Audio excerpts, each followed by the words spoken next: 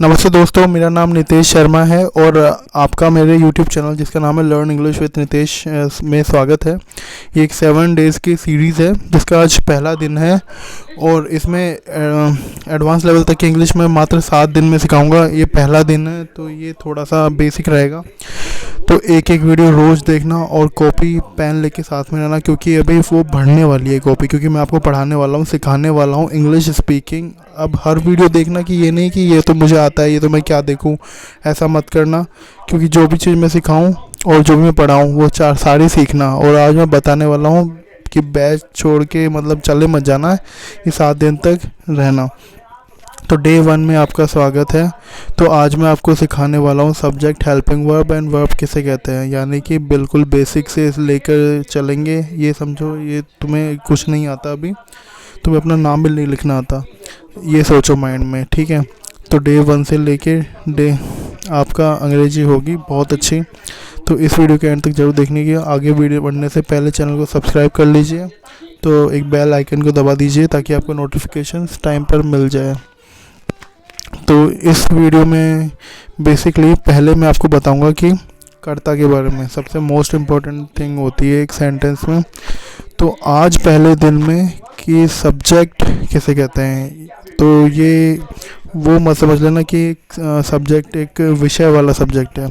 Subject का मतलब ये नहीं कि फिज़िक्स, केमिस्ट्री, बायोलॉजी या फिर इतिहास, भूगोल, समथिंग लाइक दैट। सब्जेक्ट का मतलब होता है कर्ता, कर्ता, ठीक है।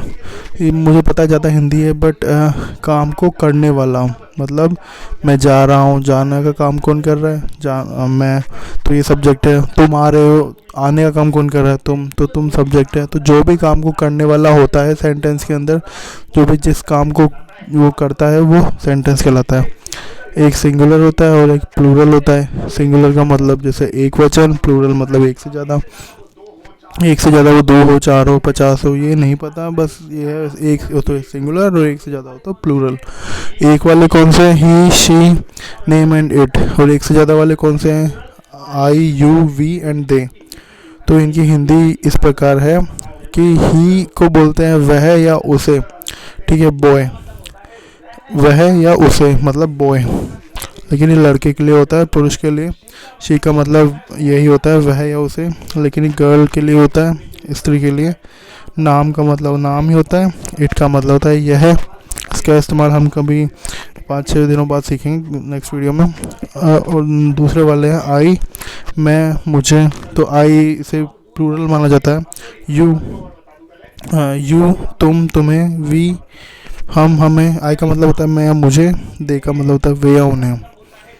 तो इस प्रकार से ये 2 प्रकार के सब्जेक्ट्स होते हैं, एक वचन और बहुवचन। एक वचन ऊपर लिखे हुए हैं सारे, ही, शी, नेम इट, और बहुवचन मतलब प्लूरल, आई, यू, वी, दे नीचे लिखे हुए हैं। तो ये याद करना बहुत ज़रूरी है। तो आपको सबसे पहले ये लर्न करने होंगे ताकि आपको सेंटेंस बनाने आ सके, ठीक है। तो ये हो गया हमारे सब्जेक्ट। तो इनसे ही हम अपने बेसिक सेंटेंस बनाना सीखते हैं। इसके बाद आती है हेल्पिंग वर्ब। और हेल्पिंग वर्ब क्या होती है, वही can, may, should, would, could, might, must. तो यही सीखना है, सिर्फ 2 ही चीज़ें सीखनी है, एक कैन और एक शुड। ये हमारी कैन का मतलब सकता है, सकती है, शुड का मतलब चाहिए। जिन वाक्यों के अंत में सकता है, सकती है वो कैन लगेगा, और जिनके लास्ट में चाहिए है वहाँ पे शुड लगेगा। और लास्ट में है वर्ब। वर्ब का मतलब बेसिकली होता है काम या फिर क्रिया, मतलब सोना, नाचना, आना, खाना, पीना। तो ये सब क्या कहलाते हैं, वर्ब कहलाते हैं, इन्हें वर्ब कहते हैं। और वर्ब बहुत सारी होती हैं, पूरी ज़िंदगी इंसान ये याद ही करता रहता है वर्ब्स को। केला छीलने को क्या कहते हैं, गाजर खाने को क्या कहते हैं। तो इसकी सबकी टेंशन लेने की ज़रूरत नहीं है आगे। तो तुम्हें बस यही पता होना चाहिए, मतलब तुम्हें ये तो पता हो गो यानी क्या कहते हैं, मतलब जाना, कम यानी आना। तो ये सारे बेसिक वर्ब्स हैं, तो आपको ये थोड़ा तो पता रहना चाहिए। तो पहले रूल के बारे में बात करते हैं कि रूल क्या होता है। पहले सब्जेक्ट लिखना है, उसके बाद हेल्पिंग वर्ब, फिर वर्ब लिखनी है। बस ये 3 चीज़ें हमें याद रखनी जरूरी है पहले। लेकिन कई सोचेंगे कि मैं गलत पढ़ा रहा हूँ कि यहाँ पे ऑब्जेक्ट नहीं है, बट हमें पता है ऑब्जेक्ट नहीं है, बट 3 चीज़ें सीखना बहुत ज़रूरी है। उसके बाद मैं समझा दूँगा ऑब्जेक्ट किसे कहते हैं, या फिर प्लूरल, सिंगुलर, स्त्री वचन, पुरुष वचन, ये सब मैं सिखाऊंगा आगे। जैसे कि सेंटेंस बनाते हैं अब, जैसे कि मैं जा सकता हूँ, इसमें फॉर्मूला लगाओ सब्जेक्ट हेल्पिंग वर्ब वर्ब। मैं यानी क्या होता है कैन, और मैं क्या होता है आई, है ना। तो फिर उसके बाद मैं हेल्पिंग वर्ब होती है लास्ट में हिंदी के सेंटेंस में, लेकिन अंग्रेजी में बीच में होती है। तो ठीक है, कर सकता हूँ का मतलब कैन, और जाने को कहते हैं जाना, मतलब गो, आई कैन गो। ऐसे ही तुम्हें जाना चाहिए, तो फॉर्मूले के हिसाब से यू शुड गो, सबसे पहले सब्जेक्ट तुम्हें यू, और उसके बाद जाना, उसके बाद चाहिए यू शुड, उसके बाद होता है जाना मतलब गो। इसी तरीके से यहाँ पर कुछ सेंटेंसेस दिए गए हैं, स्क्रीनशॉट ले लीजिए, प्रैक्टिस कीजिए, और इस वीडियो के नीचे कमेंट बॉक्स में यू कैन पोस्ट इट, मैं एक बार चेक कर लूँगा, और कोई भी गलत होगा तो मैं आपको बता भी दूँगा। तो आज आपका यही एक वो है वर्क है, तो आपको आज कैन और शुड पे ही फोकस करना है। तो एक नॉलेज और दे देता हूँ मैं आपको कि आपने अभी तो पॉजिटिव बनाया, मतलब नोट वाले नहीं है, एनओटी नोट वाले नहीं है।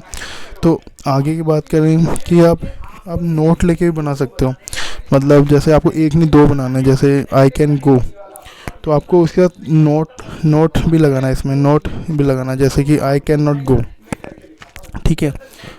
मैं जा सकता हूँ, आई कैन गो। अब इसके साथ साथ आपको नेगेटिव बनाना है, दोबारा हिंदी मत लिखना, बस इंग्लिश में ही लिखना, आई कैन नॉट गो, तुम्हें जाना चाहिए, यू शुड गो। ये एक इसका ये नो का भी बना देना, यू शुड नॉट गो। ऐसे ही तुम आ सकते हो, you can come, you can not come, तुम्हें पढ़ना चाहिए, you should read, you should not read. हमें आना चाहिए, we should come, we should not come. तुम्हें बोलना चाहिए, you should speak, you should not speak. कुछ इस तरीके से आपको खूब सारे सेंटेंस बनाइए, और उसके साथ साथ उनकी अंग्रेजी बनाइए, प्रैक्टिस करिए, और मतलब कॉपियों में प्रैक्टिस कीजिए। इनको अच्छी तरह से प्रैक्टिस कर लेना, 100 सेंटेंस बना लेना। तो इस तरह से ये डे 1 की वीडियोस थी, 7 दिनों तक आप जुड़े रहना। पहला दिन था, आपने सीखा subject helping verb and verb का यूज़। सब्जेक्ट याद करना कौन कौन से होते हैं, वर्ब याद कर लेना, 2-3 कम, गो, ईट, और गूगल का हेल्प ले सकते हो। हेल्पिंग वर्ब कैन और शुड के ऊपर सेंटेंस बनाने की कोशिश करना, और अपने इस वीडियो को अपने फ्रेंड्स के साथ शेयर कर देना, इसको लाइक करना, चैनल को सब्सक्राइब करना। ये वीडियो यहीं तक थी, thank you for watching, bye bye.